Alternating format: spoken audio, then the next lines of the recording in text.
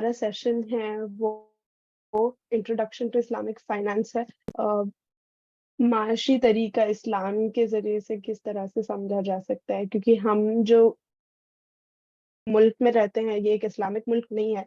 यहाँ का जो फाइनेंशियल सिस्टम है, जो माशी निज़ाम है, वो एक इंटरेस्ट बेस्ड, सूद बेस्ड और बहुत हद तक अभी कैपिटलिस्टिक ओरिएंटेशन का है। तो इस माहौल में हम इस्लामिक फाइनेंस के बारे में कितना जानते हैं, और कैसे इस्लामिक फाइनेंस एक जवाब हो सकता है जो करंट या एक दूसरा ऑप्शन हो सकता है। इसके बारे में हमारे साथ बातचीत करने के लिए जुड़ी हैं शीबा नाज। इन्होंने बीबीए और एमबीए किया है जामिया मिलिया इस्लामिया से, और अपना पीएचडी भी जामिया मिलिया इस्लामिया से कर रही हैं इस्लामिक फाइनेंस के टॉपिक पर। हमें बहुत खुशी है कि शीबा हमारे साथ आज जुड़ी हैं। शीबा प्लीज आप शुरू करें, अगर आपका पीपीटी है तो आप शेयर करें। फाइनेंशियल क्राइसिस जो अभी हुआ था 2008 में, जिसकी वजह से फाइनेंशियल मार्केट जो थी, स्टॉक मार्केट जो थी, वो क्रैश कर गई थी। बहुत सारी कंपनीज जो थी वो दिवालिया हो गई थी, जिसकी वजह से लोगों का बहुत ज्यादा नुकसान हुआ था। काफी सारी बैंक बैंकरप्ट हुई थी, लोगों का बहुत ज्यादा पैसा डूबा था। और ये ज्यादा कहाँ पे हुआ था? ये अमेरिका से स्टार्ट हुआ था, बट इसका इम्पैक्ट हमारे पूरे ग्लोबल लेवल पर था। ओके, एंड इंडिया पे इसका कम इम्पैक्ट था। और उसी पीरियड में क्या हुआ, हमने देखा कि हमारा जो इस्लामिक फाइनेंस है उस पे भी इम्पैक्ट आया, बट इतना ज्यादा नहीं आया। ठीक है, और उसमें हमने उस टाइम पे, ऑल्दो इस्लामिक फाइनेंस को लोग रिकॉग्नाइज करने लगे थे पहले ही, लेकिन 2008 के बाद से तो लोगों का इस पे ट्रस्ट बहुत ज्यादा बिल्ड हो गया। उन लोगों को लगा कि नहीं भाई, कन्वेंशनल फाइनेंस से भी आगे जाकर के कुछ है, हमारे पास कोई और भी ऑप्शन है। अदरवाइज क्या था ना, मोनोपोली था हमारे पास कन्वेंशनल फाइनेंस का। जैसे आज की डेट में हमारे अपने कंट्री में, मैं इंडिया की बात करूं, अगर आप चाहते हैं कि आप किसी इस्लामिक फाइनेंस बैंक में जाकर के अपना अकाउंट ओपन करा लें, तो आप नहीं करा पाएंगे। क्यों नहीं करा पाएंगे? क्योंकि आपके यहाँ पे इस्लामिक फाइनेंस बैंक ही नहीं है आपके कंट्री में। तो ये क्या है, एक तरीके से हमारे कंट्री में मोनोपोली है, हेजेमनी है किसकी? कन्वेंशनल बैंक्स की। जब मैं बोल रही हूँ कन्वेंशनल बैंक्स, दैट मीन्स जिसमें इंटरेस्ट का लेन देन होता है, ये उस वाली बैंक की बात चल रही है। सो कन्वेंशनल फाइनेंस में ज्यादातर कौन है? प्राइवेट प्लेयर्स होते हैं, और उनको अथॉरिटी मिली होती है कि वो अपने बिजनेस डिसीजन ले, और वो अनक्वेश्चनड होता है, कोई उन पे नहीं पूछता है। अब आप सोचिए, कितनी सारी ऑर्गेनाइजेशन है जो कि अनएथिकल चीजों में क्या करती हैं, डील करती हैं, और कोई भी उन्हें रोकता नहीं है। आप अपने कंट्री की बात कर लें, यहाँ पे क्या होता है, टोबैको है बिक रहा है, सिगरेट्स बिक रही है, सब पे वार्निंग लिखी हुई है, लेकिन क्या कोई भी इसे रोक रहा है? क्या कोई भी इसकी मैन्युफैक्चरिंग को बंद करा रहा है? नहीं करा रहा है। क्यों? Because we are having capitalist model in our country. And what does capitalist model do? Basically, capitalist model, what they say is this, that we care only about the profit. As long as we are giving you the tax, you should be okay with it. ठीक है, तो capitalist जो model है उसमें सिर्फ और सिर्फ profit की बात होती है, उसमें सोशल वेलफेयर की बात नहीं होती है। ओके, और इस्लामिक फाइनेंस जो है ये डील करता है आपको। इस्लामिक फाइनेंस का मतलब ये नहीं है कि आप चैरिटी कर रहे हैं, आप प्रॉफिट नहीं अर्न कर सकते, आप बिजनेस नहीं कर सकते। No, it's not like that. It means कि आप कर सकते हैं, but not at the cost of other people loss. ये यहाँ पे क्या है, डिफरेंस है। इन सब चीजों को हम लोग डिटेल में पढ़ेंगे। ओके, आपने सुना होगा बेसिक हम लोग की कुछ एक जो इकोनॉमिकल जो प्रॉब्लम होती है वो ये होती है, what to produce, for how to produce and for whom to produce. जो लोग इकोनॉमिक्स बैकग्राउंड के होंगे वो इसे रिलेट कर पा रहे होंगे। ओके, सो ये जो प्रॉब्लम है इसमें हम लोग, लेकिन कोई भी इंसान, जब तक आपका प्रॉफिट अर्न हो रहा है, कोई भी इंसान ये नहीं बोलता कि what we are producing, whether that is good or not for the society or for the individual as well। ठीक है, तो इसी कैपिटलिस्ट मॉडल की वजह से बहुत ज्यादा नुकसानात होते हैं। नुकसानात इन द सेंस ये कि जो गरीब लोग हैं वो और ज्यादा गरीब होते हैं, जो अमीर हैं वो और ज्यादा अमीर होते हैं। जो ये गैप है रिचनेस एंड पुअरनेस का, किसके बीच में? हमारे लाइक लोगों के बीच में। जो पुअर है वो और पुअर होते जा रहे हैं, जो अमीर हैं और अमीर होते जा रहे हैं। जो ये गैप है वाइडर होता जा रहा है वो डे बाय डे। अगर हम लोग इस चीज को नोटिस करें तो even in our country as well you can see it like around 11 or 13% is having around 90% of the wealth of the country. So you can just imagine, मतलब अगर मैं रफली बोलूँ तो 90% के पास 10% भी नहीं है और बाकी 10% के पास आप 90% है, बल्कि जो मैं 10% बोल रही हूँ ये भी मैं ज्यादा बोल रही हूँ. Okay. So now what is like the Islamic finance? So it is that form of finance which adheres to the principle of Islam in its financial system. तो ये बेसिकली मैं आपको बता ही चुकी हूँ कि ये क्या है कि जो प्रिंसिपल्स ऑफ इस्लाम के थ्रू जो गवर्न होता है उस फाइनेंस सिस्टम को हम लोग क्या बोलते हैं, इस्लामिक फाइनेंस बोलते हैं. और ये मैंने आपके सामने कुछ बैंक ऑफ इंग्लैंड की ली है definition. So it's a way to manage money and do business that fits with the moral principle of Islam. अच्छा, एक चीज और, बार बार आप देखिएगा हम लोग जितनी बार भी इस्लामिक फाइनेंस की बात करेंगे आप देखिएगा इसमें जो एस्पेक्ट्स हैं, मोरल, एथिकल, वैल्यूज, वो इसमें इतना इनबिल्ट है कि आप कि लोग जो इसके अपोजिशन है वो इसे चाहकर भी अलग नहीं कर सकते. और यही रीजन है कि जो इस्लामिक फाइनेंस है it is getting momentum. And it's not like that Islamic finance, though they are having clearly this word added in this that Islamic. आप सबको पता है कि इस्लामोफोबिया कितना ज्यादा प्रिवेलेंट है across the globe. Despite that हम लोगों का जो इस्लामिक फाइनेंस है वो क्यों ग्रो कर रहा है, क्योंकि इसके अंदर जो ये इनबिल्ट फीचर्स है ना एथिक्स के, मोरल के, ये ही लोगों को अट्रैक्ट कर रहे हैं. And as per the IMF, Islamic finance refers to the provision of financial services in accordance with Sharia and Islamic law principles and rules. So मैंने आपको यहाँ पे IMF and this Bank of England, World Bank का sorry मैं यहाँ पे include नहीं किया क्योंकि वो PPTs की स्लाइड्स पे वो बढ़ जाती. लेकिन ये जितनी भी मेजर ऑर्गेनाइजेशंस हैं जिन्हें हम लोग बोलते हैं इंटरनेशनल ऑर्गेनाइजेशंस, वो सारी की सारी इसको रिकॉग्नाइज कर चुकी हैं. ओके, कि किस तरीके से भाई इस्लामिक फाइनेंस हम लोग को हेल्प कर रहा है. And you would be surprise to know ये लोग ने बोला है कि इस्लामिक फाइनेंस को इन्होंने लिंक करा है एसडीजीज से.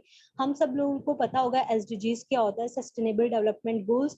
और जो इनके टोटल 17 एसडीजीज हैं if I am not wrong, and starting के जो 11 एसडीजीज हैं उसको 100% वो इस्लामिक फाइनेंस में कवर हो रहे हैं. दैट मीन्स वो ऑलरेडी हमारे शरिया का पार्ट है. ठीक है, तो the people are like very much optimistic about Islamic finance because of these features as well कि आप इस्लामिक फाइनेंस से क्या कर सकते हो, एसडीजीज को भी अचीव कर सकते हो. तो सबसे पहले हम लोग बोलेंगे कि 7वीं सेंचुरी में क्या हुआ, इस्लाम इमर्ज हुआ. ठीक है, और आपको पता है कि उससे पहले जाहिलिया का दौर था, मैं उसमें डिटेल में नहीं जाऊंगी, बट इसमें लोगों को कुछ भी तमीज नहीं थी. उससे पहले जो हम लोगों को गवर्न करता था शरिया वो क्रिश्चियन था. हजरत ईसा अलैहिस्सलाम के पास आई थी बाइबल, उसके थ्रू गवर्न होते थे. उससे भी पहले जो गवर्न होता था वो ज्यूज के ऊपर शरिया आई थी और जो तौरात थी तौरात के अकॉर्डिंगली गवर्न होते थे. बट हम सब लोगों को पता है कि ज्यूज जो हैं वो सबसे ज्यादा नोटोरियस कौम रही है. उन्होंने बहुत ज्यादा हेर बदल किए हैं अपने जस्ट प्रॉफिट के लिए, अपने पर्सनल प्रॉफिट के लिए. वो क्या करते थे, जो उनके कमांडमेंट्स थे उनके पास वो उनको तोड़ दिया करते थे, मरोड़ दिया करते थे और लोगों को वो चीज बताया करते थे जो कि अल्लाह सुब्हानहू तआला ने कहीं भी नहीं होती थी, बल्कि वो उनके खुद के बेनिफिट के लिए होता था. And I would like to say one thing here, कि जो भी सूद वाला काम है, जो भी बैंक्स वाला काम है, ये ज्यूस का ही देन है. ओके, तो ये जो कन्वेंशनल बैंकिंग, मतलब अगर हम कहें कि बैंक का कॉन्सेप्ट कौन लेकर के आए, तो ये ज्यूज ही लेकर के आए हैं. ओके, तो हम लोग बात करते हैं 7वीं सेंचुरी, इसमें इस्लाम इमर्ज हुआ. 610 कॉमन एरा में प्रॉफिट मोहम्मद सल्लल्लाहु अलैहि वसल्लम को पहली वही नाजिल हुई थी गारे हिरा में, और उन्हें बोला गया था कि पढ़ो इकरा, सबसे पहले उनके ऊपर नाजिल हुई थी. देन 622 में क्या हुआ था, हिजरा हुआ था. डेट मींस वसल्लम को जब उनकी बहुत ज्यादा मुखालफत हुई थी तो तब उनको बोला गया था कि आप मक्का छोड़ करके मदीना चले जाएं. तो ये अपने आप में एक बहुत लैंडमार्क है ये दोनों के दोनों इवेंट. किसके लिए, इस्लामिक हिस्ट्री के लिए, क्योंकि हुजूर सल्लल्लाहु जो बेसिकली उनके ऊपर वही आई थी, तो वहां से एक तरीके से अल्लाह पाक ने लोगों के लिए एक इंस्ट्रक्शंस देनी शुरू की थी. एक शरिया नाजिल होनी हम पर शुरू हुई थी रिविलेशन के थ्रू, जो पहले हमारे ऊपर वही आई थी. वहीं से तो अल्लाह पाक ने हमको ऑर्डर्स दिए, उसी फॉर्म में तो हमारे पास मतलब लाइक कुरान आया, और कुरान में ही हमारे बारे में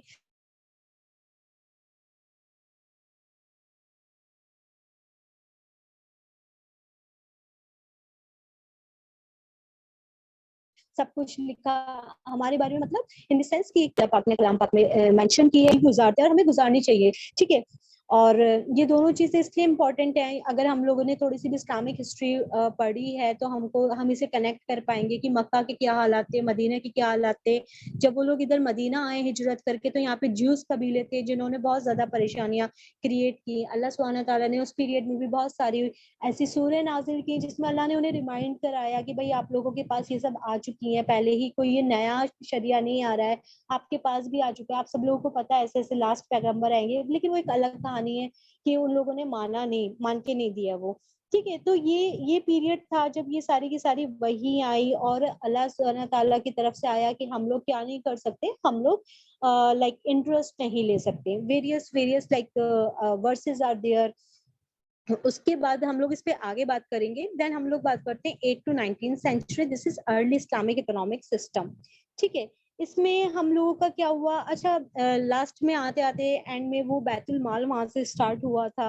एंड देन 8 to 13 सेंचुरी है, ये क्या है, गोल्डन पीरियड ऑफ इस्लाम है। मैं कन्वीनियर से बोलूंगी कि एक लेक्चर जिनको इस्लामिक नॉलेज है, जिनके पास इस्लामिक हिस्ट्री की अच्छी नॉलेज है, वो एक लेक्चर प्लीज इस पे जरूर करें 8 to 13 सेंचुरी पे, जो हमारे इस्लाम का गोल्डन पीरियड था, सो डैट हमारे अंदर वो जो फायर है हम उसको इग्नाइट कर सकें कि भाई वो हमारा गोल्डन पीरियड था, हमसे ऐसी कहाँ मिस्टेक्स हुई हैं जो हमारा वो गोल्डन पीरियड, आज हम लोग अपने डार्क पीरियड में आ गए, आज हम लोग इस्लाम के डार्क एजेस पे हैं। मे अल्लाह सुब्हानहू तआला give us strength to revive that period, और हम अब वापस से जल्द अपना वो गोल्डन पीरियड अचीव कर पाए। सो 8 to 19 सेंचुरी, आप इसमें 8 to 13 सेंचुरी में क्या है, ये अर्ली इस्लामिक इकोनॉमिक्स है, और ये हारून अल राशिद एक खलीफा हैं, तो उनके पीरियड है ये। और इसमें क्या है, बहुत सारे एडवांसमेंट हुए हैं, बैतुल माल को बहुत अच्छे लेवल पर इसे क्या करा गया था, एक्सपेंड किया गया था। बैतुल माल क्या है, बैतुल माल एक तरीके से आप कह सकते हो कि एक बैंक की तरीके से ये वर्क करता है, लोगों का पैसा जमा करता है, बट ये इसमें कोई इंटरेस्ट नहीं होता है, और जो उनके चार्जेस वगैरह होते हैं उनकी सर्विसेज के, वो कट करने के बाद वो उससे लोगों को आपस में हेल्प करता है। जो लोन होता है वो लोन इंटरेस्ट फ्री होता है, उसे कर्ज के तरीके से दिया जाता है। देन 9th सेंचुरी में क्या हुआ, एस्टैब्लिशमेंट ऑफ इस्लामिक लॉ, शरिया लॉ का एस्टैब्लिशमेंट हुआ प्रॉपरली, मतलब अब उसको पूरा तरीके से उसे हर जगह पे एस्टैब्लिशमेंट उसका होने लगा, ना सिर्फ आपके फाइनेंशियल मैटर्स में, आपके सोशल मैटर्स में, आपका हर जगह पर ये एस्टैब्लिश होने लगा। और इसमें गाइडलाइंस भी थी इसमें कमर्शियल ट्रांजैक्शंस को लेकर के, क्योंकि पहले लोगों को इतना ज्यादा ख्याल नहीं था, लेकिन जैसे जैसे फिर ये पीरियड क्या हुआ, इस्लाम स्प्रेड हो रहा था। और आपको पता है मुस्लिम्स का जो मेजर लाइक कहना चाहिए लाइवलीहुड का तरीका था, वो उनकी जो मेजर अर्निंग थी वो किससे थी, ट्रेड से थी। उस पीरियड में ज्यादातर जो था, Arabs were famous for their trade, तो उनको वो वहां पे गाइडलाइंस दी गई कि भाई आप अपनी कमर्शियल ट्रांजैक्शंस किस तरीके से करेंगे। देन 11th सेंचुरी में क्या हुआ, इस्लामिक कमर्शियल कोड्स भी बने, ताकि कोई भी अगर आपका, जैसे आज की डेट में हम लोग देखते हैं ना, हमारे सिविल कोड्स होते हैं, हमारे कॉर्पोरेट से रिलेटेड हमारे कोड्स होते हैं, क्रिमिनल कोड्स होते हैं, सिमिलरली उन लोगों ने भी क्या करा, अपना कमर्शियल कोड्स जो होते हैं वो बिल्कुल अलग बनाए, जिनको नाम दिया गया सिजिलत अल महकिम अल अल दलिया। आई एम सॉरी अगर मेरा प्रोनाउंसिएशन, आई एम श्योर कि ये गलत होगा। तो ये बेसिकली क्या थे, सिविल कोड्स थे कुछ मुस्लिम रीजन में, बिकॉज जहां जहां मुस्लिम्स की पूरी हुकूमत होती थी, वो लोग वहां पे इस्लामिक कानून जो है, शरिया लॉ जो है, उसे लाइक वहां पे वो उसे लागू करते थे। देन सॉरी 14th सेंचुरी में क्या हुआ, इस्लामिक फाइनेंशियल इंस्टीट्यूशन का राइज हुआ, और ये हवाला जो है जिसे कहते हैं कि मनी ट्रांसफर, ये सब उन्होंने स्टार्ट किया। चैरिटेबल जो इंडोमेंट्स है, वक्फ जो होता है ना कि आप अपनी कोई चीज जो है वो इस्लाम की राह में वक्फ कर दें। वक्फ मतलब ये कि आप सपोज किसी मिस्टर XYZ के पास कोई प्रॉपर्टी है, वो क्या बोलते हैं मेरे मरने के बाद या मेरे जीते जी इसका जो भी बेनिफिट होगा वो किसके लिए दिया जाएगा, मस्जिद में दिया जाएगा या इस्लाम की खिदमत में दिया जाएगा, उसको हम क्या बोलते हैं, वक्फ करना बोलते हैं। ठीक है, इसी तरीके से बहुत सारे वहां पे क्या थे, कमर्शियल कॉन्ट्रैक्ट्स थे, जैसे यूनिलेटरल है अक्द इनफरादी उसको बोलते थे, बायलेटरल है अक्द तुनाए बोलते थे, वैलिड वैलिड कोई कॉन्ट्रैक्ट है उसे सही बोलते थे, इनवैलिड कॉन्ट्रैक्ट को फासिद बोलते थे, वॉइड को बातिल बोलते थे, एंड लाजिम बोलते थे, वो कॉन्ट्रैक्ट्स जो कि क्या है आपके ऊपर बाइंडिंग है, आपको उसको मानना ही मानना है। Now coming to the 20th century, इसमें क्या हुआ, जो आज के डेट में जो हम लोग इस्लामिक फाइनेंस देख रहे हैं ये बिगिन होता है। और यहाँ पे हम लोगों की जो शुरुआत होती है वो होती है 1963 से। इसमें हम लोगों का सबसे पहला जो इस्लामिक बैंक था वो हमारा बना कहाँ पे था, वो इजिप्ट में था। और मैं आपको बताती चलूंगी हुआ क्यों था ये पहला इस्लामिक बैंक का कॉन्सेप्ट क्या आया था। बेसिकली 1960 या 1962 अराउंड क्या था, स्विस कैनाल को बनाने के लिए एक बैंक था, if I am not wrong Barclays या कुछ इस तरीके का ही बैंक था, जो कि इजिप्ट में था। उसने अपनी वहाँ पे एक ब्रांच ओपन की थी वहाँ पे। तो उन लोगों के जो वहाँ पे उस टाइम के स्कॉलर्स थे, उन लोगों ने इसे अपोज किया था। किस बेसिस पे कि भाई ये लोग किस में डील करते हैं, इंटरेस्ट में डील करते हैं, और इंटरेस्ट क्या है बिल्कुल ही स्ट्रिक्टली फॉरबिडन है। और फिर वहीं से वो एक मूवमेंट चल गया जब स्कॉलर्स ने बात करना स्टार्ट किया किसके ऊपर, इंटरेस्ट के ऊपर, जैसे कि अरेबिक में हम क्या बोलते हैं, रिबा बोलते हैं। और फिर ये फैला, सब कॉन्टिनेंट में आया, साउथ के, इंडिया के, एंड देन वेस्ट एशिया में गया, एवरीवेयर। सारे के सारे जो स्कॉलर्स थे, मुस्लिम स्कॉलर्स थे, वो सारे के सारे एक बात पे इत्तेफाक रखते थे। और वो क्या इत्तेफाक था, किसी एक बात पे इत्तेफाक रखते थे कि किसी भी सेंस में हम लोग इंटरेस्ट में डील नहीं कर सकते। सो जब ये कुछ हुआ तो इजिप्ट में हमारा सबसे पहला बैंक बना जिसका नाम था मिड गमेर, ठीक है। और इस ये लोग क्या करते थे, ये लोग, इन लोगों ने अपना नाम में, अच्छा इन्होंने अपना नाम, आपने सोचे होंगे मिड गम्र है तो ये अपने नाम में इस्लामिक बैंक नहीं ऐड करा। एक्चुअली उस टाइम की जो गवर्नमेंट थी इजिप्ट की वो थोड़ा एंटी इस्लामिक थी, तो इसलिए उन्होंने अपने बैंक के नाम में ये वर्ड इस्लामिक या शरिया ऐड नहीं किया। बट उसका जो कोर था, जो उसका लाइक गाइडिंग प्रिंसिपल था, वो टोटली इस्लामिक फ्रेंडली था। देन उसके बाद साइमल्टेनियसली उसी पीरियड में मलेशिया में भी क्या हुआ, एक इनिशिएटिव लिया लोगों ने, और उन लोगों ने क्या किया, अगेन वो एक फाइनेंशियल इंस्टीट्यूशन था, ठीक है, तबंग हाजी के नाम से। और उन्होंने जो हाजी, जो हज पिलग्रिमेज के लिए जो लोग जाया करते थे, उनकी सेविंग्स को उन्होंने कहा कि आप हमारे पास अपना पैसा सेव करें, क्योंकि लोगों के पास इतना पैसा नहीं था। मलेशिया आपको पता है अभी थोड़ा डेवलप्ड है, बट वहां पे अच्छी, अब से लाइक 4 to 5 decades बैक वो उतना डेवलप्ड नहीं था। तो लोगों को हज के लिए, ऑफ कोर्स आज की डेट में भी अगर हम अपने कंट्री की भी बात करें तो हज पे जाना लोगों के लिए एक बहुत ही बड़ी चीज होती है, वो लोग उसके लिए पैसे सेव करते हैं। Same thing applied there at that time. उन लोगों ने बोला कि आप अपनी सेविंग्स हमें दीजिए, अपने हज के लिए आप हमारे साथ पैसे जमा कीजिए। एंड व्हाट दे डिड, उन्होंने फिर उस पैसे को जो कहना चाहिए इस्लामिक फ्रेंडली जो इन्वेस्टमेंट एरियाज थे, मतलब जहाँ पे आप वो पैसा लगा सकते थे उन जगहों पर जो कि इस्लामिक फ्रेंडली था, जहाँ पे शरिया आपको मना नहीं करती, उन्होंने वो पैसे को, वो उन सेविंग्स को लोगों के वहां पे लगाया। उनसे प्रॉफिट जो हुआ वो फिर उन्होंने इक्वली डिस्ट्रीब्यूट कर दिया। Then global expansion and standardisation, ये जो एरिया एरा है, सॉरी, ये हमारा आप कह सकते हैं एक तरीके से 2000 से आप इसे काउंट कर रहे हैं। एंड देन तब ये हमारे बहुत सारे financial institution, Islamic financial institution हमारे बनने शुरू हुए। ओके, तो ये हम लोग का बेसिकली क्या है, एक टाइमलाइन है ये, इस पे मैं ज्यादा टाइम वेस्ट नहीं करूंगी। एंड ये किस तरीके से आपके कुछ लाइक मेजर मेजर हम लोग के लाइक लैंडमार्क्स हैं, इस पे मैं टाइम वेस्ट नहीं कर रही हूँ, क्योंकि ये टाइमलाइन आप कहीं से भी पढ़ सकते हैं। हम लोग का यहाँ पे जो मेजर मकसद है वो है कि हम लोग ये डिस्कस करें। तो अब हम बात करते हैं 5 पिलर्स, मैंने इसे नाम दिया है, I am sorry, okay. So this is like 5 pillars of Islamic finance. तो जो सबसे पहला जो बेसिक रूल है, या आप कह सकते हो बेसिक पॉइंट है, जिसकी वजह से इस्लामिक फाइनेंस अलग होता है किससे, हमारे कन्वेंशनल फाइनेंस से, वो हमारा है prohibition on Riba, that means interest. Okay, तो आपका बेसिकली जो रिबा है, जो इंटरेस्ट है, उसको अल्लाह सुब्हानहू तआला ने एकदम स्ट्रिक्टली फॉरबिडन किया है। और ये चीज आपको हर जगह पे मिल जाएगी। तभी अभी मैंने आपको पीछे बोला ना कि इस एक पॉइंट को लेकर के हर कोई स्कॉलर एकदम क्लियर था कि इस पे तो बिल्कुल बात बन ही नहीं सकती है, ये तो कभी भी हो ही नहीं सकता है। एंड वो एक पॉइंट क्या था, रिबा था। अच्छा, ये मैंने कुछ वर्सेस हैं जो कलाम पाक में अल्लाह सुब्हानहू तआला की आई हैं किसके ऊपर, इंटरेस्ट को लेकर के, वो मैं आपको यहाँ पे आप लोग देख सकते हैं।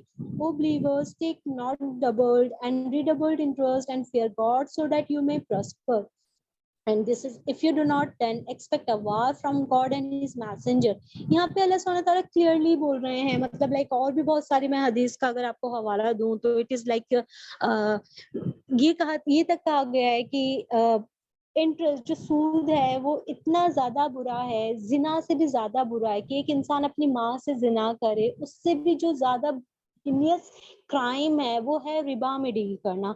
तो आप यहीं से सोच सकते हैं कि रिबा की इंटेंसिटी कितनी ज्यादा है। अच्छा, कल मैं आप लोगों के साथ एक पर्सनल भी चीज यहाँ पे शेयर करना चाहूंगी।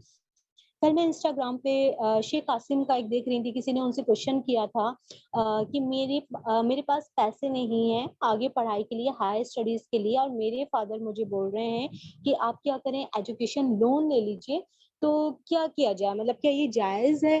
तो उन्होंने उस पर बोला था कि नहीं, आप एजुकेशन लोन ना लें, चाहे आप कितनी ही नीचे से नीचे काम कर लें, बट आप बिल्कुल भी लोन ना लें।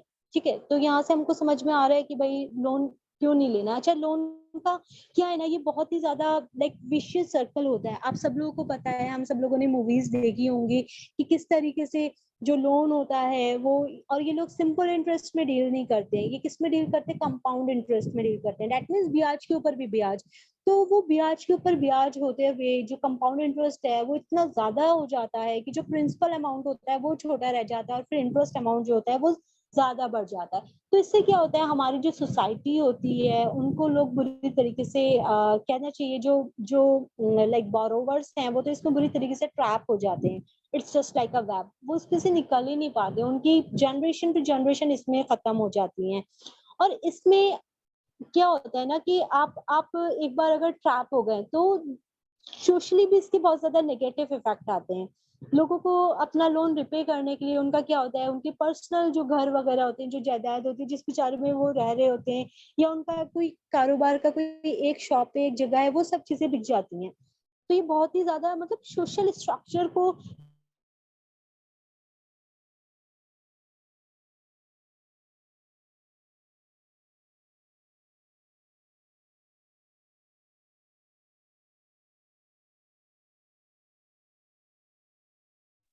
हेलो। शिपा, आपकी आवाज बीच में कट गई थी। Okay, am I audible now? जी। ओके, सो दूसरा जो पार्ट है हमारे इस्लामिक फाइनेंस का, वो है कि हम किसी ऐसे बिजनेस में पैसा अपना नहीं लगा सकते, या हम कोई ऐसा बिजनेस नहीं कर सकते हैं जिसमें कि क्या हो,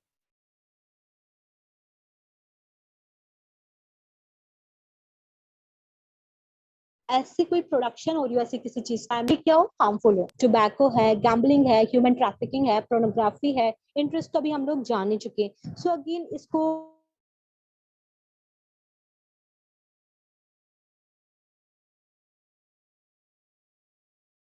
लाइक बैक करने के लिए मैंने एक लंपा gambling, stone altos and diving arrows are. Hello, am I audible? Hello. जी, आप ऑडिबल हैं। आप ऑडिबल हैं। Hello, am I audible? Hello, am I audible? या continue speaking, you are audible. Okay okay, thank you. So basically this is the work from Quran जो कि support कर रही है कि हम ऐसे किसी भी बिजनेस में डील नहीं कर सकते जो कि क्या है, टॉक्सिकेटिंग है, जो कि हार्मफुल है, किसके लिए, किसी ह्यूमन बीइंग के लिए, या फिर हमारे एनवायरनमेंट के लिए, या फिर as a society. Then Islamic finance किस चीज को और प्रोहिबिट करता है, वो है speculation and gambling. So speculation का मतलब क्या होता है, गरार, मतलब गरार इज द अरेबिक वर्ड जिसके मतलब क्या होते हैं, स्पेकुलेशन के होते हैं। और ये क्या होता है, गेम ऑफ चांस होता है, मतलब अगर आप लकी रहे, जिससे हम लोग बोलते हैं ना लॉटरी, इसीलिए लॉटरी इस्लाम में क्या है, प्रोहिबिटेड है। सो गैम्बलिंग क्या है, मैसीर है, this is another type of basically economic activity, जिससे क्या होता है, बहुत ज्यादा डिसेप्शन होता है, ट्रिचरी होता है। आपको पता है एक तरीके से एडिक्शन होता है, लोग इसमें जिनको आदत लग जाती है जुए की, तो वो उसमें इस हद तक इन्वॉल्व हो जाते हैं कि वो अपनी पर्सनल जो चीजें होती हैं उसको भी बेच देते हैं, और बहुत सारी फैमिलीज इसकी वजह से तबाह हो जाती हैं। ओके, ये जो बहुत अच्छा पॉइंट है वो है real assets based. Islamic finance जो है वो रियल एसेट की बात करता है, जबकि हम लोगों का जो कन्वेंशनल फाइनेंस है वो रियल एसेट की बात नहीं करता है। फॉर एग्जाम्पल, अगर हम आज की डेट में एक 2000 रुपीज के नोट को उठाएं, तो क्या उस 2000 रुपीज के नोट की वैल्यू 2000 है? ऑफ कोर्स नहीं है। तो इस्लामिक फाइनेंस इस चीज को यहाँ पे क्या करता है, रोकता है। वो बोलता है कि आप जिस भी चीज में डील कर रहे हो मनी को सिर्फ एक मीडियम के तौर पे लेता है, ठीक है, उसे कमोडिटी की तरीके से ट्रीट नहीं करता है। सॉरी। तो इस्लामिक फाइनेंस में क्या होता है, आपको रियल एसेट्स पे होना चाहिए। जैसे कि आज की डेट में हम क्या होते हैं, बहुत बार ये होता है बैंक्स में किस तरीके से, अच्छा आपको पता है मनी क्रिएशन बैंक किस तरीके से वर्क करते हैं। फॉर एग्जांपल मैं गई बैंक में, मैंने बैंक के पास बोला कि बैंक में आपके पास अपने 1 लाख रुपए डिपॉजिट करा रही हूँ, तो बैंक इन एक्चुअल इस तरीके से वर्क करते हैं। मैंने उनके पास अपना 1 लाख रुपए जमा कराया, ठीक है, तो अब वो मेरे अकाउंट में शो कर रहा है 1 लाख की फिगर। ओके, मैंने अपना उन्हें 1 लाख कैश दे दिया। अब क्या हुआ, मिस्टर CDX कोई भी आए और वो वहां पे गए, उन्होंने बोला कि बैंक मुझको ना लोन की रिक्वायरमेंट है, can you please give me 20,000 rupees. ठीक है, बैंक बोलेगा ओके मैं आपको 20,000 रुपीज दे रहा हूँ। अब बैंक क्या करेगा, बैंक ने जस्ट एक ट्रांसफर कर दिया एक फिगर 20,000 का किनके अकाउंट में, जो ये भी आए थे मिस्टर BCD।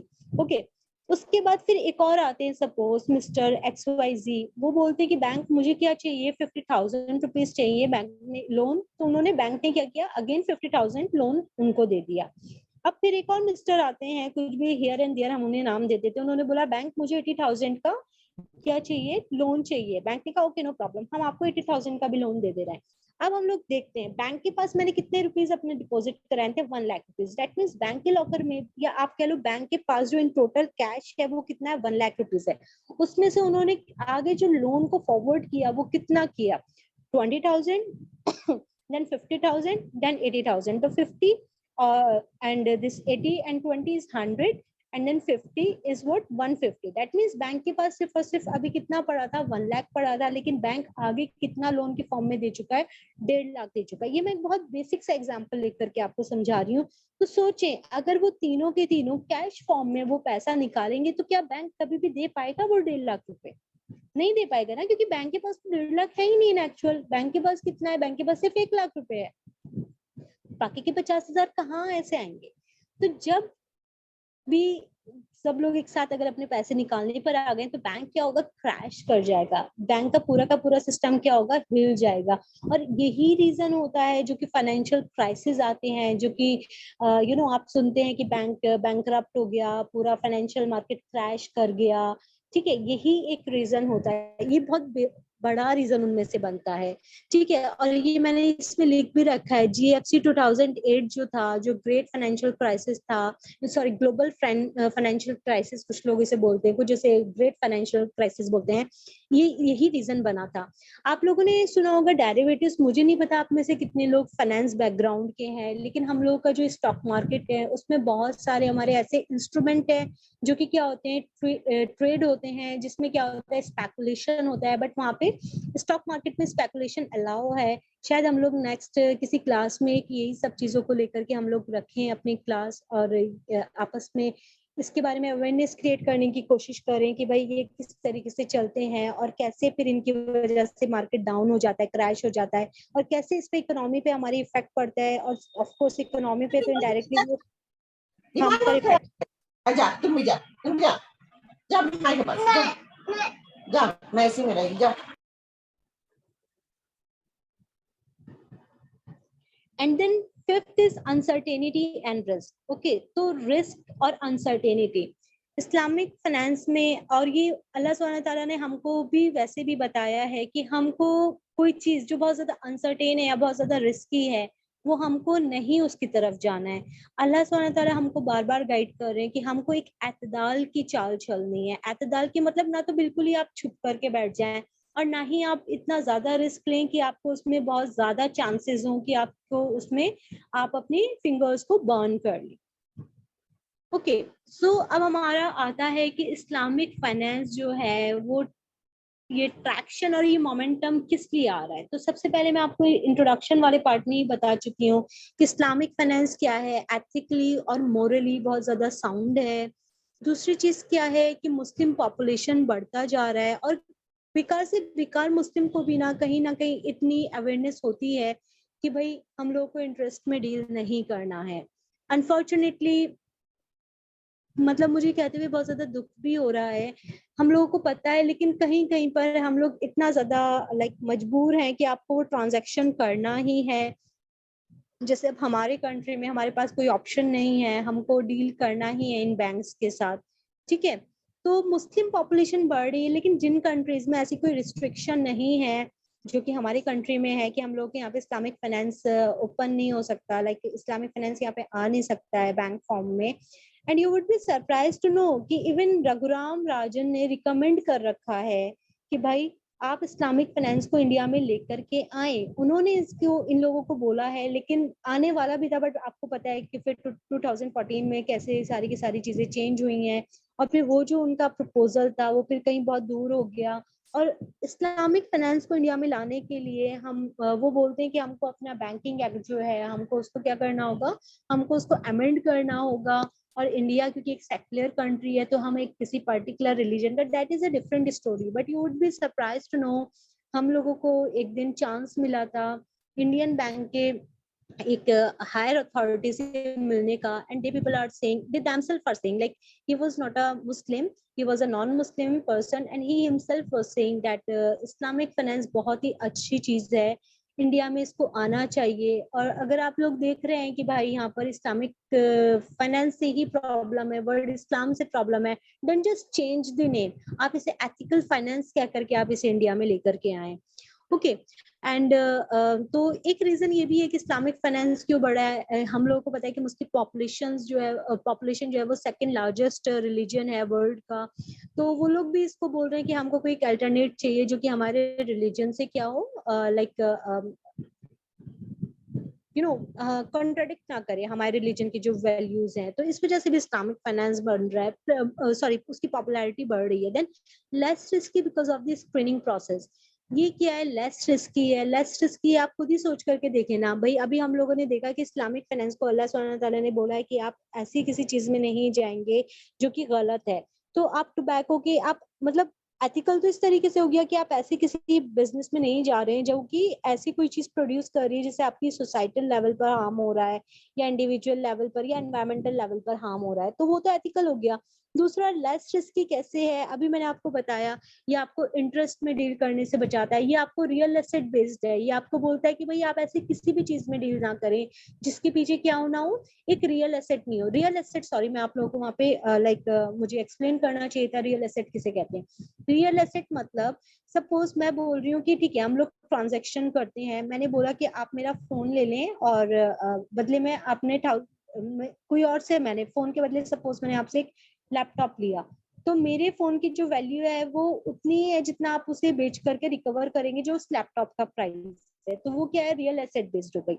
ठीक है, तो आप अगर रियल एसेट में डील करेंगे, सपोज कोई प्रॉब्लम आती भी है, जैसे मैंने आपको एग्जांपल दिया वहां पे बैंक का, आपने देखा कि वहां पे 1 लाख रुपीज थे बैंक के पास, लेकिन बैंक ने क्या किया, 1.5 लाख रुपए का आगे दे दिया। अब अगर सपोज लोगों को कोई फाइनेंशियल क्रंच हुआ, वो सारे के सारे अपने पैसे निकालने पर आ गए, तो क्या होगा, वो लोग नहीं, उनकी इतनी ज्यादा लाइक वो 50,000 से डेफिसिट हो जाएगा, वहां पे कम हो जाएगा, और बैंक क्या हो जाएगा, कोलैप्स कर जाएगा। लेकिन इस्लामिक फाइनेंस क्या बोलते हैं कि आपके पास जितना भी वहां पे आप जो फिगर्स शो कर रहे हो, उस फिगर्स को कवर करने के लिए आपके पास वो एसेट्स होने चाहिए। इसीलिए फिक्टिशियस एसेट या जो आप कह लो वर्चुअल एसेट में इस्लामिक फाइनेंस नहीं बात करता है, वो बात करता है ऐसे किसी एसेट में जिसे कि एट द टाइम आपको अगर जरूरत हो आप उसे बेच करके वो उतना अमाउंट क्या कर पाओ, रिकवर कर पाओ, उसको हम क्या बोलते हैं, रियल एसेट्स बोलते हैं। ठीक है, तो इस वजह से हमारा क्या है, लेस रिस्की है। इसीलिए जितने भी फाइनेंशियल क्राइसिस होते हैं, क्रंच होते हैं, उसमें ये देखा गया है कि इस्लामिक फाइनेंस ने अच्छा परफॉर्म किया है, प्लस इसकी परफॉर्मेंस अभी तक बहुत अच्छी रही है। जब से ये मार्केट में लॉन्च हुआ है, या कह लें आप ये इमर्ज हुआ है as an alternate to conventional finance, तो इसकी परफॉर्मेंस स्ट्रांग रही है। और इसने अपने आप को ऑब्वियसली एस्टैब्लिश तो किया है किसके तौर पे, एक अल्टरनेटिव के तौर पे। पहले लोगों के पास कोई और ऑप्शन ही नहीं था, यू नो मोनोपोली होता है ना कि बस पूरे मार्केट में सिर्फ एक ही दुकान है, अब वो अच्छा बेच रहा है, खराब बेच रहा है, कैसे भी बेच रहा है, आपको उसी से खरीदना है। लेकिन अगर उसी पूरे मार्केट एरिया में अब उस एक शॉप के अलावा दूसरी शॉप भी आ गई, तो अब क्या होगा, कंज्यूमर उधर की तरफ जाने लगेंगे ना अगर ये इधर की तरफ गलत बेचेगा। So same is happening here. ठीक है, इन अवर फाइनेंशियल एनवायरनमेंट की सिर्फ पहले क्या था, ये मोनोपोली था कन्वेंशनल फाइनेंस का, बट अब क्या हुआ, इस्लामिक फाइनेंस आया और धीरे धीरे उसने अपने आप को अब इस हद तक इस्टेब्लिश कर लिया अल्हम्दुलिल्लाह कि लोग अब इसे एक अल्टरनेटिव के तरीके से लेने लगे हैं। Then what is the difference between Islamic finance and the conventional finance? Of course यहाँ पे रिबा नहीं है Islamic finance में, that means interest नहीं है, जबकि वहाँ पर हमारा interest है। बेस्ड ऑन रियल एसेट है हमारा, यहाँ पे रियल एसेट्स की बात होती है, वहाँ पे हमारे क्या है, रियल एसेट भी हो सकते हैं और फिक्टिशियस एसेट्स भी हो सकते हैं, they are not much concerned about it. ठीक है, न्यू कॉन्सेप्ट है अब इस्लामिक फाइनेंस जो है वो न्यू कॉन्सेप्ट है। ऑन दी अनदर हैंड जो हम लोग का कन्वेंशनल फाइनेंस है वो बहुत पुराना है, around 300। Then this is ethical unethical. Islamic finance क्या करता है ना, रिस्क शेयरिंग की बात करता है, और जो हमारा कन्वेंशनल फाइनेंस है वो रिस्क ट्रांसफरिंग की बात करता है। अब मैं यहाँ पे आपको एक एग्जांपल दूंगी, शायद आपको उससे समझ में आए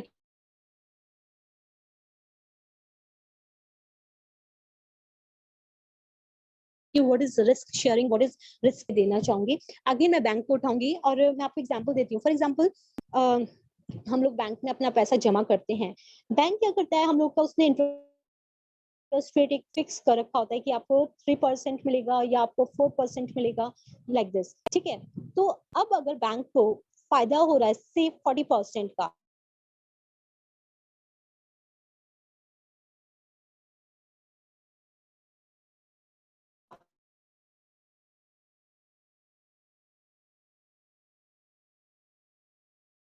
तो उसमें से बैंक, अगर हम लोग चले 2008 में क्या हुआ था, बहुत सारे बैंक बैंकरप्ट हुए थे। ठीक है, तो उसमें क्या है, उन लोगों को पे करना ही करना है 3% 4%, नो मैटर उनको कितना भी लॉस हुआ हो, लेकिन जो उनकी इंटरेस्ट है, जो उनकी लायबिलिटी है, जो उनकी ऑब्लिगेशन है, वो उनको पूरी करनी ही करनी है। जो कि ये चीज इस्लामिक बैंक में नहीं है। इस्लामिक बैंक क्या बोलता है, बोलता है कि हम आपके साथ आपका रिस्क शेयर करेंगे, और कन्वेंशनल बैंक क्या बोलता है कि हम आपको रिस्क ट्रांसफर करेंगे। फॉर एग्जाम्पल, ये दोनों साइड से आपने अगर कोई भी लोन लिया कन्वेंशनल बैंक से जाकर के, आपने बोला मेरे पास एक बहुत अच्छा बिजनेस आइडिया, या मैं अपनी फैक्ट्री लगाना चाहता हूँ, किसी भी रीजन से आपकी वो फैक्ट्री नहीं चली, तो क्या आप कभी भी बैंक से बोलते कि नहीं नहीं आपको लॉस हो गया है, तो आप हम आपको इंटरेस्ट छोड़ दे रहे हैं, आप नहीं दीजिए? ऐसा होता है क्या? नहीं होता है ऐसा। आपकी जो पर्सनल एसेट्स हैं वो तक भी आपके बिक जाते हैं, और वो पहले ही वो गारंटी के तौर पर अपने पास जो कोलेटरल सिक्योरिटी होते हैं वो अपने पास रखते हैं उसको लेकर के। लेकिन इस्लामिक फाइनेंस में क्या होता है, वहां पे क्योंकि रिबा नहीं है, वहां पे इंटरेस्ट नहीं है, वहां पे क्या कॉन्सेप्ट है, वहां पे रिस्क शेयरिंग का कॉन्सेप्ट है। वो लोग क्या कहते हैं, ओके आप हमारे पास आइए, आप हमें अपना बिजनेस प्रपोजल बताइए, फिर वो लोग उसे थॉरोली देखते हैं, एंड देन फिर उसके बाद वो उन्हें लगता है कि नहीं भाई ये वायबल है, तो वो उसे क्या करते हैं, उस बिजनेस प्रपोजल में वो लोग अपना पैसा लगाते हैं। देन अगर सपोज एक बिजनेस में फायदा हुआ, वो लोग अपनी जो रेशियो होता है वो पहले ही डिसाइड कर लेते हैं, जैसे कि हम लोग का 30-40 का रेशियो जो भी है, सॉरी 30-70 का रेशियो रहेगा, या जितने भी उनके पार्टनर्स है वो जितना भी उन लोगों ने रेशियो डिसाइड किया होता है वो हो जाता है। देन अगर सपोज आपको बेनिफिट हो रहा है, आपको प्रॉफिट हो रहा है आपके बिजनेस में, तो वो इक्वली डिस्ट्रीब्यूट होगा या as per the ratio distribute होगा। ऑन दी अनदर हैंड अगर किसी रीजन से आपको लॉस हुआ, हालांकि पैसा क्या हुआ है, बैंक ने लगाया हुआ है, आपको अगर लॉस होता है तो बैंक आपको ये नहीं बोलेगा कि भाई आप अपना पर्सनल घर बेच करके हमको वापस दो, वो जो लॉस है वो बैंक भी बियर करेगा। तो ये एक मेजर डिफरेंस आप कह सकते हैं जो कि इस्लामिक बैंक में और कन्वेंशनल बैंक में है। नाउ ये आपके कुछ लाइक मैंने फोरकास्ट उठाए थे, है ये S&P, आप कह लें एक बहुत बड़ी ऑर्गेनाइजेशन है, बहुत फेमस ऑर्गेनाइजेशन है, और ये ग्लोबल लेवल पर रेपुटेटेड ऑर्गेनाइजेशन है। ठीक है, standard and poor basically, and इन्होंने फोरकास्ट किया था कि ये जो इंडस्ट्री है ये 10% ग्रो करेगी। इतना ग्रोथ आपका कन्वेंशनल फाइनेंस में भी नहीं हुआ है, क्योंकि अभी कोरोना की वजह से क्या है, इकोनॉमी जो है वर्ल्ड वाइड वो अभी रिकवर उतनी नहीं कर पाई है, बट फिर भी 10% ग्रोथ इस्लामिक फाइनेंस का अगर ये लोग फोरकास्ट कर रहे हैं तो ये बहुत ही पॉजिटिव चीज है। देन सेकंड है, industry is expected to continue growing positively, और इन्होंने क्या प्रोजेक्ट किया है कि इसका जो इस्लामिक फाइनेंस की जो एसेट है वो हमारे कितने डॉलर रहने वाला है, 3.69 ट्रिलियन हो जाएगा कब, 2024 तक। Then Islamic finance has proved resilient to current global economic troubles, मतलब इन्होंने ये प्रूव किया इस्लामिक फाइनेंस ने बार बार कि जो भी इकोनॉमिक ट्रबल्स आई हैं वर्ल्ड वाइड, तो इस्लामिक फाइनेंस ने वहां पे उनको झेला है, उनको ठीक है ना, उसको टक्कर दी है और अपनी परफॉर्मेंस को अच्छा रखा है। and is projected to grow at an average annual rate of 8% तक 2025 तक। ये आपको कुछ ग्राफ हैं जो कि मैंने आपके लोगों के लिए ढूंढा था, ठीक है, कि 2014 में कितना था हमारा finance asset, Islamic finance asset, और फिर आप यहाँ से देख सकते हैं कि ये कॉन्टिन्यूसली हमारा क्या हो रहा है, ग्रो ही कर रहा है। 2014-2015 में क्या है, हमारा थोड़ा कम ग्रोथ मिल रही है हमको, बट वी कैन सी कि ये हमारा जो ग्राफ है इस तरीके से ऊपर जा रहा है, और 2025 में आप देख रहे हैं कि कितना ज्यादा गैप हमको दिख रहा है कि बहुत ज्यादा हमारा ये आगे जाने वाला है। Okay, now these are like the graph जो कि हमें शो कर रहा है कि इस्लामिक फाइनेंस में हमारा किस किस चीज का कितना शेयर है।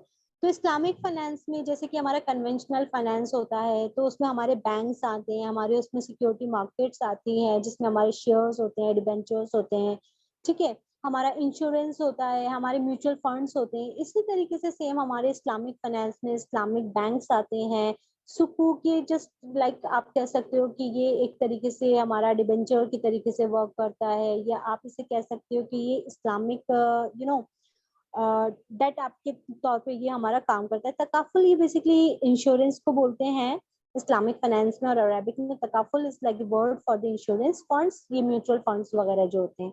तो आप देख सकते हैं कि इसमें जो सबसे ज्यादा जो शेयर है वो किसका है, बैंकिंग का है, देन उसके बाद सुकूक का है, देन तकाफुल का बहुत थोड़ा है, एंड फंड्स का फिर ज्यादा है। बट तकाफुल इंडस्ट्री जो है ये हम लोग की ग्रो कर रही है, ठीक है।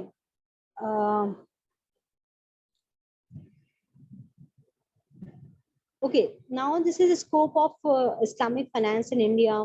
So Islamic banking तो मैं आपको बता चुकी हूँ कि इस्लामिक बैंकिंग में तो हमारा स्कोप नहीं है अभी। क्यों? क्योंकि इस्लामिक बैंक को मना कर दिया गया था कि भाई वो यहाँ पर आकर के क्या नहीं कर सकती हैं, ऑपरेट नहीं कर सकती हैं, ठीक है। हालांकि आरबीआई के गवर्नर, मैं अभी आपको ये चीज मेंशन कर चुकी हूँ कि रघुराम राजन ने इनको बोला था कि भाई इन्हें कंसिडर करना चाहिए और यहाँ पे लेकर के आना चाहिए। बट इस्लामिक फाइनेंस की जो प्रेजेंस है हमारे कंट्री में वो नॉन बैंकिंग फाइनेंशियल इंस्टीट्यूशन के फॉर्म में है, और जो कि कैटर भी कर रही है बहुत सारी नीड्स को मुस्लिम पॉपुलेशन की। ये क्या करते हैं बेसिकली, ये फंड्स प्रोवाइड करते हैं बहुत छोटे छोटे लेवल पर। आप लोगों ने सेल्फ हेल्प ग्रुप का नाम सुना होगा, ठीक है, जो कि मतलब उसमें क्या होता है कि वो लोग बहुत छोटे लेवल पर, लाइक जैसे हमारे यहाँ पे जो मासी वगैरह आती हैं काम करने, या जो लेबर्स होते हैं, फार्मर्स वगैरह होते हैं, उन लोगों को वो लोग अपना ग्रुप बना लेते हैं और फिर वो पैसे जमा करते हैं या फिर इन लोगों से पैसे लेते हैं, एंड देन फिर उन लोगों के ऊपर ये बाउंडेशन होता है कि वो क्या करेंगे, उसको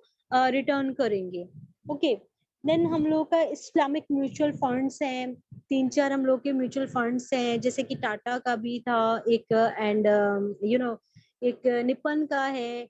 ये हम लोग के म्यूचुअल फंड्स हैं जो कि क्या है, इसमें जितने भी आपके यूनिट्स हैं या आप कह लीजिए जितनी भी ऑर्गेनाइजेशंस हैं वो सारी की सारी क्या है हमारी, वो इस्लामिक फ्रेंडली ऑर्गेनाइजेशन है। मतलब वो कोई भी उनमें ऐसी ऑर्गेनाइजेशन नहीं है जो कि हम लोगों का इस्लामिक के जो रूल्स हैं या रेगुलेशंस हैं उसके अगेंस्ट जाती है। दूसरा जो सबसे स्ट्रॉन्ग प्रेजेंस है हमारा, वो हमारे स्टॉक मार्केट में है, और स्टॉक मार्केट में वो इंडेक्स के फॉर्म में है। आप वहाँ पे उन ऑर्गेनाइजेशंस में अपने पैसे इन्वेस्ट कर सकते हो जो कि हमारा क्या है, शरिया फ्रेंडली स्टॉक्स होते हैं। इसके पूरे के पूरे हमारा इंडेक्सेस हैं। और आप लोग सोचोगे इंडेक्सेस क्या होते हैं, तो बेसिकली इंडेक्सेस एक बैरोमीटर है, या और लेमन लैंग्वेज में बोलूँ मैं तो वो एक थर्मामीटर होता है जो कि आपको आपके लाइक मार्केट के बारे में इंडिकेट करता है। कुछ कंपनीज को मिला करके बना लेते हैं वो एक एक सपोज उन्होंने बोला कि हम 30 जो मेजर कंपनीज हैं वो उठा लेते हैं इंडिया की। फॉर एग्जांपल बीएसई में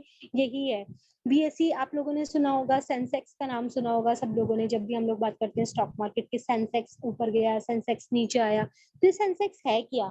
ये सेंसेक्स एक इंडेक्स है और इसमें क्या है, 30 कंपनी जो इंडिया की टॉप 30 परफॉर्मिंग कंपनीज हैं वो होती हैं। ओके, तो अगर आप मतलब कहते हैं ना कि हम लोग क्या करते हैं जब कुछ राइस वगैरह पका रहे होते हैं तो उसमें से हम लोग कुछ ही चावल उठाते हैं और हमको पूरी जो हमारी डिश बन रही होती है उसका हमको आइडिया हो जाता है कि वो गल गया है कि नहीं गला है, ठीक है, क्या हुआ है क्या नहीं हुआ है। हम उन्हीं कुछ राइस को खा करके एक आइडिया लगा लेते हैं कि अभी हमारी डिश जो है वो रेडी है कि अभी उसमें रेडी नहीं है वो। तो सेम इज हियर, ये जो हम लोग का इंडेक्स होता है ये हमारा क्या होता है, मार्केट का थर्मामीटर होता है, जो कि हमको मार्केट के बारे में क्या करता है, इन्फॉर्म करता है कि भाई हमारा मार्केट की कंडीशन क्या है, ये अच्छा परफॉर्म कर रही है या बेकार परफॉर्म कर रही है। और ये सिर्फ एक मार्केट का मैंने आपको एग्जाम्पल लिया है, ये सेक्टर स्पेसिफिक भी हो सकता है, ठीक है। और इसी तरीके से हमारे यहाँ पे बहुत सारे इंडेक्सेस हैं, मतलब बहुत सारे का मतलब ये नहीं है कि हमारे पास 20-25 हैं, बट ये हमारे पास अच्छे खासे हैं, लाइक 6 to 7 इंडेक्सेस हैं जो कि इस्लामिक फाइनेंस को रिप्रेजेंट करते हैं, उन कंपनीज को रिप्रेजेंट करते हैं जो कि इस्लामिक फाइनेंस फ्रेंडली हैं, एंड वहाँ पे आप लोग अपना पैसा इन्वेस्ट कर सकते हैं। एक चीज और जो मैं आप लोगों को बताना चाहूंगी वो ये है कि अगर हम सब लोगों को अपना पैसा इन्वेस्ट करना चाहिए, stock market is a good place. हम लोगों को लगता है कि नहीं भाई, बहुत सारे मन में फेयर होते हैं कि नहीं, स्टॉक मार्केट का नाम सुनते के साथ ही हमारे मन में आ जाता है कि नहीं भाई ये हलाल है या हराम है। ज्यादातर हम लोगों को ये लगता है कि स्टॉक मार्केट में हम अपना पैसा नहीं लगा सकते क्योंकि ये हराम है। But let me tell you one thing, वो ऑर्गेनाइजेशंस जो कि आपकी कोई ऐसी एक्टिविटी में डील नहीं कर रही है जो अभी हम लोगों ने पीछे जिसके बारे में डिस्कस किया, उनमें अगर वो डील नहीं कर रही है, वो इस्लामिक फ्रेंडली है, और उसके आप शेयर्स खरीद सकते हैं, डिबेंचर्स आप नहीं खरीदेंगे, बिकॉज शेयर्स में क्या है कि वो आपका एक तरीके से प्रॉफिट एंड लॉस बेसिस पर होता है, वहां पे आपका काम, वहां पे आप पार्टनर होते हो। जबकि अगर आप डिबेंचर की बात करते हो तो डिबेंचर्स में आपका क्या हो जाता है ना, वही आपका इंटरेस्ट वाला वहां पे पंगा आ जाता है। इसीलिए डेट इंस्ट्रूमेंट्स जो हैं वो इस्लामिक फाइनेंस के लिए नहीं बने हैं। Islamic finance can only deal in equity, and we being as a Muslim we can deal only in those instruments which are in the form of the equity. Okay, we cannot deal in those instruments which are in the form of the debt, क्योंकि जहाँ पे बात date की आ जाएगी, उधार की आ जाएगी, conventional finance में वहां पे क्या होता है, वहां पे ऑटोमेटिकली इंटरेस्ट आ जाता है। ओके, तो आप लोग किसी भी ऐसे शेयर में अपना पैसा लगा सकते हैं, आप ऐसे कोई भी सिप ज्वाइन कर सकते हैं जो कि प्योरली इक्विटी बेस्ड है। आप वहां पे जा करके अपना देखिए कि वो कौन कौन सी ऑर्गेनाइजेशंस हैं, वो अगर आईटी हैं, वो फार्मास्यूटिकल हैं, आप वहां पे जा करके बिना किसी झिझक के आप अपना पैसा लगाइए, ठीक है। और वो बहुत जरूरी भी है। एंड दूसरा जो स्कोप है हमारे कंट्री में वो है एजुकेशन एंड रिसर्च का। बहुत सारे इंस्टीट्यूशंस हैं जो कि इस्लामिक फाइनेंस में रिसर्च करा रहे हैं, इस्लामिक फाइनेंस पे वो लोग कोर्सेज रन कर रहे हैं। जैसे एएमयू में आई डोंट नो अभी प्रेजेंटली वो प्रोग्राम है कि नहीं है, पर पहले वो लोग मास्टर्स करा रहे थे इस्लामिक फाइनेंस में। So with this I am done. अब इसके बाद हम